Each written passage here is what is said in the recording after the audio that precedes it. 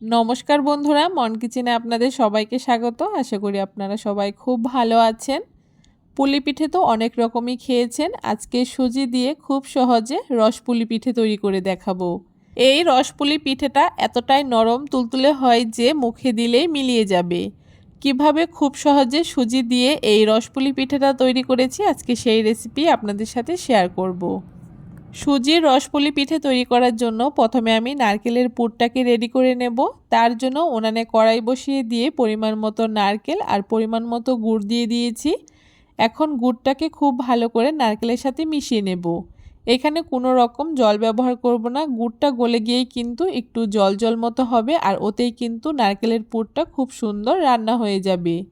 বেশ কিছুক্ষণ নেড়েচেড়ে নারকেলের পুরটাকে আমি রান্না করে নিয়েছি, আর নারকেলের পুরটা কিন্তু আমার একদম রেডি হয়ে গেছে।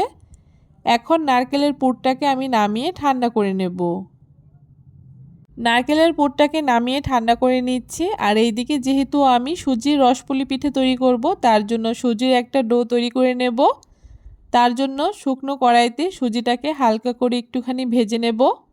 আপনারা কিন্তু চাইলে এখানে 1 থেকে 2 চামচ মতো ঘি দিয়েও সুজিটাকে ভেজে নিতে পারেন, সেক্ষেত্রেও কিন্তু পিঠেটা খেতে খুব ভালো লাগবে। হালকা করে সুজিটা ভাজা হয়ে গেলে এখানে আমি 1 বাটি সুজির জন্য 2 বাটি জল ব্যবহার করছি। অবশ্যই যতটা সুজি তার ডবল পরিমাণে জল ব্যবহার করতে হবে। আপনারা চাইলে কিন্তু দুধ দিয়েও এই সুজির ডোটাকে তৈরি করে নিতে পারেন। জলটা দেওয়ার পরে উনানের আঁচটা কিন্তু একদম লোতে করে দিতে হবে। আর তারপরে আস্তে আস্তে করে সুজিটাকে এভাবে করে নাড়িয়ে চাড়িয়ে কিছুক্ষণ রান্না করে নিতে হবে, যাতে সুজিটা খুব সুন্দর সেদ্ধ হয়ে যায়। যখন সুজিটা খুব সুন্দর একটা ডোতে পরিণত হবে, তখন সুজিটাকে নামিয়ে হালকা একটু ঠান্ডা করে নেব। হালকা গরম থাকতে থাকতে সুজির এই ডোটাকে হাত দিয়ে একটুখানি মাখিয়ে নিতে হবে। আর যদি একটুখানি সুজির এই ডোটা নরম মনে হয়, সেক্ষেত্রে কিন্তু সামান্য একটু ময়দা ব্যবহার করা যেতে পারে। খুব ভালো করে অল্প একটু ময়দা দিয়ে সুজির এই ডোটাকে আমি মাখিয়ে নিয়েছি। এখন এখান থেকে একটু বড় বড় করে লেচি কেটে নিচ্ছি। লেচিগুলো কেটে নিয়েছি। এখন দেখুন লেচিগুলোকে একটা বেলনির সাহায্যে খুব ভালো করে রুটির মতো বেলে নিচ্ছি। তবে খুব বেশি পাতলা করব না, আবার খুব বেশি মোটাও করব না, মিডিয়াম সাইজের করে রুটিটাকে বেলে নিয়েছি। আর নারকেলের যে পুরটাকে তৈরি করেছিলাম, সেইখান থেকে অল্প অল্প নারকেলের পুর নিয়ে হাতের সাহায্যে একটুখানি লম্বাটে মতো শেপ দিয়ে রুটির উপরে বসিয়ে আরেকটা পার্ট দিয়ে রুটিটাকে ঢেকে একটুখানি চেপে নিচ্ছি মুখটাকে, যাতে খুলে না যায়। আর তারপরে একটা বাটির সাহায্যে পিঠেগুলোকে কেটে নিচ্ছি। এইভাবে করে একই রকমভাবে সবগুলো পিঠে আমি কেটে নিচ্ছি। আপনারা চাইলে ঠিক এই রকম একটা পাতের যে কোনো কিছু দিয়েও পিঠেগুলোকে খুব সুন্দর কেটে নিতে পারেন। আর যদি পিঠের মুখগুলো খুলে যায়, সেক্ষেত্রে কিন্তু হাত দিয়ে একটুখানি চেপে দিতে পারেন, তাহলে কিন্তু পিঠেগুলো আর খুলবে না। একই রকমভাবে সবগুলো পিঠে এখানে আমার কেটে নেওয়া হয়ে গেছে। এখন কড়াইতে পরিমাণ মতো তেল দিয়ে দিয়েছি। তেলটা যখন হালকা একটু গরম হয়েছে, তখন এক এক করে পিঠেগুলোকে দিয়ে দিচ্ছি।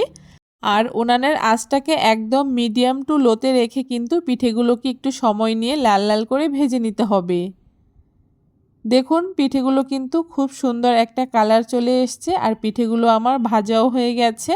এখন খুব ভালো করে তেলটাকে ঝরিয়ে পিঠেগুলোকে তুলে নিচ্ছি।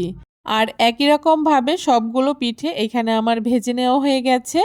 যেহেতু রসপুলি তৈরি করব, তার জন্য চিনির একটা রস তৈরি করব, আর তার জন্য হাফ বাটি চিনির সাথে হাফ বাটি জল দিয়ে দিচ্ছি।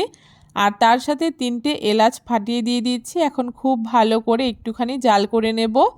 খুব বেশি ঘন করার প্রয়োজন নেই চিনির এই রসটাকে।